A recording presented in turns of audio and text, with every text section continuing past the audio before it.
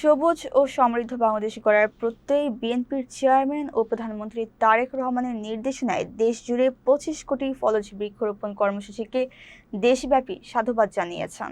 শনিবার সকালে ঈশ্বরদী সলিমপুর ইউনিয়নের বড়াইচড়া প্রাথমিক বিদ্যালয় মাঠে উপজেলা বিএনপি আয়োজিত বৃক্ষরোপণ কর্মসূচিতে প্রধান অতিথির বক্তব্যে এই কথা বলেন বিএনপির কেন্দ্রীয় নির্বাহী কমিটির নেতা ও সাবেক সংসদ সদস্য বীর মুক্তিযোদ্ধা সিরাজুল ইসলাম সরদার।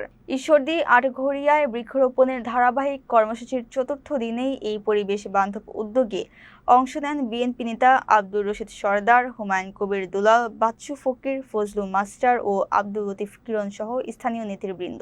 বিদ্যালয়ের শিক্ষক ও শিক্ষার্থীরাও স্বতঃস্ফূর্তভাবে এই কর্মসূচিতে সামিল হন। বক্তারা বলেন, তারেক রহমানের এই দূরদর্শী কর্মসূচি দেশের পরিবেশ সুরক্ষায় গুরুত্বপূর্ণ ভূমিকা রাখবে। রাজনৈতিক কর্মকাণ্ডের পাশাপাশি এ ধরনের সামাজিক উদ্যোগকে স্বাগত জানিয়েছেন তৃণমূলের নেতাকর্মী ও সাধারণ মানুষ।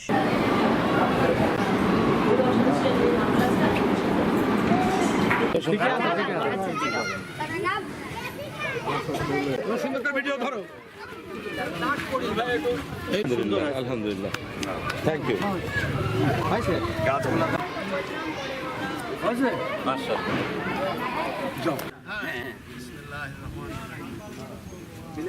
আলামিন যারা উদ্যোগ নিয়েছেন তাদের সুস্থতার সাথে নেক হায়াত দান কর মওলা।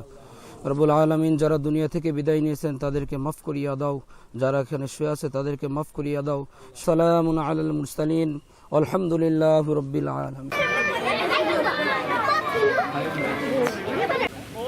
হ্যাঁ ভাই, এই খাট, হ্যাঁ এই খাট, হ্যাঁ এটাই এখন সমস্যা আমাদের।